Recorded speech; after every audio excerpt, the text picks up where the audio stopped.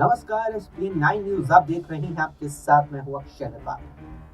कांग्रेस ने लोकसभा चुनाव 2024 के लिए उत्तर पूर्वी दिल्ली सीट पर कन्हैया कुमार को टिकट दिया है। इस सीट से बीजेपी की मनोज तिवारी सांसद हैं और इस बार भी बीजेपी के टिकट पर चुनावी मैदान में हैं। द इंडियन एक्सप्रेस की एक रिपोर्ट के मुताबिक उत्तर पूर्वी दिल्ली सीट का नतीजा चाहे जो आए, मगर 37 साल के कन्हैया कुमार पार्टी में अहम भूमिका निभा सकते हैं। दिल्ली में कांग्रेस की हालत बीते कुछ सालों में काफी कमजोर हुई है। दिल्ली विधानसभा में इस वक्त कांग्रेस का एक भी विधायक नहीं है और बीते 2 लोकसभा चुनावों में कांग्रेस एक भी सीट जीतने में सफल नहीं हो पाई।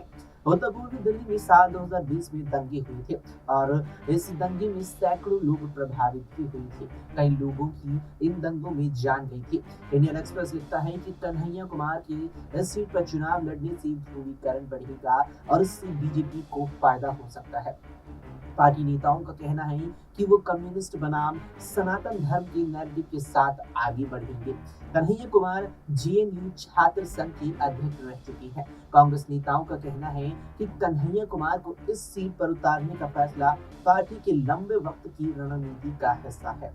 कांग्रेस की नई सहयोगी आम आदमी पार्टी को इस बात का अंदाजा है। आम आदमी पार्टी से जुड़ी सूत्रों ने इंडियन एक्सप्रेस से कहा कि एक वक्त में पार्टी ने कन्हैया कुमार को चुनावों में उतारने पर विचार किया था और अगर कांग्रेस ने कन्हैया का सही से इस्तेमाल किया तो वो अपनी खोई जमीन फिर से हासिल कर सकती है। कन्हैया कुमार पढ़े लिखे और अच्छे वक्ता हैं। वो खुद बिहार के बेगूसराय से आते हैं। अखबार लिखता है कि कन्हैया कुमार आम आदमी पार्टी और कांग्रेस दोनों के लिए फिट बैठते हैं।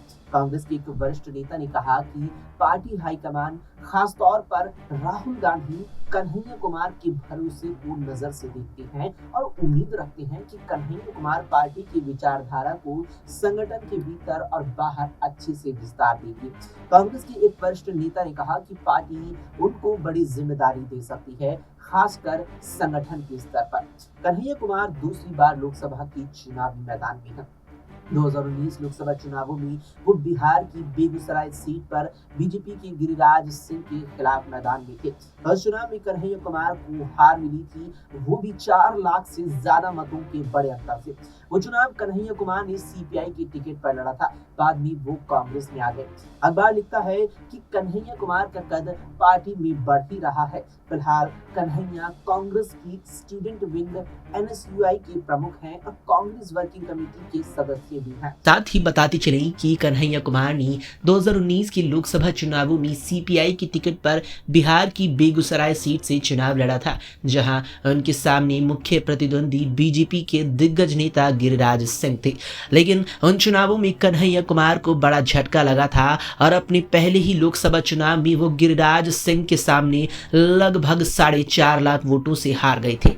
उन चुनावों की बात की जाए तो कन्हैया कुमार को लगभग 2,70,000 वोट मिले थे, जबकि गिरिराज सिंह को तकरीबन 6,90,000 वोट प्राप्त हुए और 4 लाख से भी ज़्यादा वोटों के अंतर से कन्हैया को हार का सामना करना पड़ा था। ऐसे में अब कांग्रेस में आ जाने के बाद पार्टी ने उन्हें उत्तर पूर्वी दिल्ली सीट से अपना उम्मीदवार बनाया है, तो देखना होगा कि जनता उन पर कितना विश्वास जताती है और कितनी बड़ी संख्या में जनता उन पर विश्वास कर उन्हें अपना सांसद चुनती है। कांग्रेस को लोकसभा चुनावों में अपनी सहयोगी आम आदमी पार्टी से 3 सीटें मिली हैं। कांग्रेस ने अपने कुछ वरिष्ठ नेताओं जैसे कि संदीप दीक्षित, अरविंदर सिंह लब्बी को टिकट नहीं दिया है। ये नेता लोकसभा चुनावों में टिकट की मांग कर रहे थे और चाहत तो रखते ही थे। कन्हैया के सामने भी पूर्वांचली चेहरा मनोज तिवारी हैं, जो 2 बार से उत्तर पूर्वी दिल्ली सीट से सांसद रहे हैं। मनोज तिवारी ने कन्हैया कुमार को टिकट मिलने पर उन्हें राजनीतिक पर्यटक बताया। मनोज तिवारी बोले, क्या कांग्रेस में ऐसा कोई नहीं है जो देश और सेना की इज्जत करता हो। कांग्रेस इंडिया गठबंधन के नेताओं का अब पर्दाफाश हो चुका है। अखबार लिखता है कि कन्हैया कुमार पर आम आदमी पार्टी भी अब अपनी नजर बनाए हुए है। पार्टी के एक नेता ने कहा कि 2019-20 में आम आदमी पार्टी भी कन्हैया के नाम पर विचार कर रही थी, मगर उस वक्त कोई फैसला नहीं हो सका। कन्हैया 2021 में कांग्रेस में शामिल हो गए। कांग्रेस के अंदर भी कन्हैया कुमार को टिकट दिए जाने पर हर कोई खुश नहीं है। इन पार्टी नेताओं को लगता है कि कन्हैया कुमार न सिर्फ चुनाव हार जाएंगे, बल्कि उनकी देश विरोधी छवि से पार्टी को और भी नुकसान होगा। पार्टी के एक नेता ने कहा कि 5 साल पहले कांग्रेस में आए कन्हैया कुमार पर राहुल गांधी अगर इतना निवेश कर रही हैं, तो मतलब साफ है कि दिल्ली में संगठन के स्तर पर वो बड़े बदलाव करने की तैयारी में है। वहीं द हिंदू की एक रिपोर्ट के मुताबिक तमिलनाडु के सीएम एम.के. स्टालिन ने कहा कि प्रधानमंत्री नरेंद्र मोदी राज्य का दौरा उत्तर भारत में होने वाले नुकसान की भरपाई करने के इरादे से कर रही है। बीते कुछ महीनों में प्रधानमंत्री नरेंद्र मोदी ने कई बार तमिलनाडु का दौरा किया है। इस पर मुख्यमंत्री एम.के. स्टालिन ने कहा कि पीएम नरेंद्र मोदी की अगुवाई में उत्तर भारत में भारतीय जनता पार्टी नुकसान की स्थिति में चल रही है। इसी कारण मोदी और अमित शाह दक्षिण भारत के राज्यों का दौरा कर रहे हैं, खासकर तमिलनाडु का। बीजेपी की विचारधारा लोगों के खिलाफ है। स्टालिन ने कहा कि ये चुनाव इस बारे में ज्यादा है कि किसे सत्ता में नहीं आना चाहिए, न कि किसे सत्ता में आना चाहिए।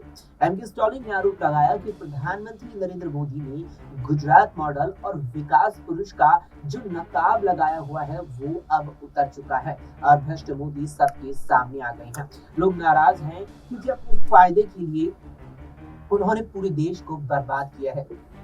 द टाइम्स ऑफ इंडिया की रिपोर्ट के मुताबिक विपक्षी दलों का गठबंधन इंडिया जल्द अपना साझा घोषणा पत्र भी जारी करने वाला है। इस घोषणा पत्र को जारी करने का मकसद ये है कि संदेश दिया जा सके कि चुनावों से पहले इंडिया गठबंधन एक साथ है। सूत्रों ने अखबार को बताया कि घोषणा पत्र का मसौदा तैयार कर लिया गया है। ये घोषणा पत्र अगले 2 से 3 दिन में जारी हो सकता है। बीते दिनों पहले कांग्रेस और फिर बीजेपी ने अपना चुनावी घोषणा पत्र जारी किया। माना जा रहा है कि इंडिया गठबंधन का घोषणा पत्र युवाओं, रोजगार और सामाजिक योजनाओं पर केंद्रित हो सकता है। साथ ही बता दें कि बीजेपी ने दिल्ली से अपने मौजूदा 6 सांसदों के टिकट काट दिए, जिसमें इसी उत्तर पूर्वी दिल्ली से मनोज तिवारी को केवल राहत दी गई। इससे ये साफ है कि पार्टी ने तिवारी पर भरोसा जताया है। ऐसे में तिवारी पर बेहतर प्रदर्शन कर जीतने का दबाव भी ज्यादा होगा। वहीं आपको बताते चलें कि भारतीय जनता पार्टी ने बीते मंगलवार को अपनी 12वीं सूची भी जारी कर दी, जिसमें कई शेष सीटों पर उम्मीदवारों के नामों का ऐलान कर दिया गया। इसके साथ ही कांग्रेस भी अपनी चुनावी तैयारी में काफी तेजी से लगी हुई है, लेकिन इस बीच राहुल गांधी की भूमिका पर भी अब सवाल उठने शुरू हो गए हैं।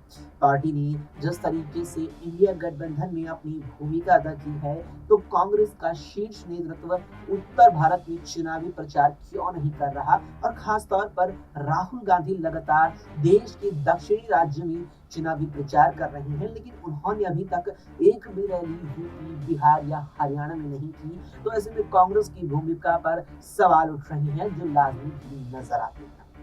फिलहाल के लिए इस वीडियो में इतना ही। देश और दुनिया की तमाम खबरों को लेकर अपडेट रहने के लिए देखते रहें SPN9।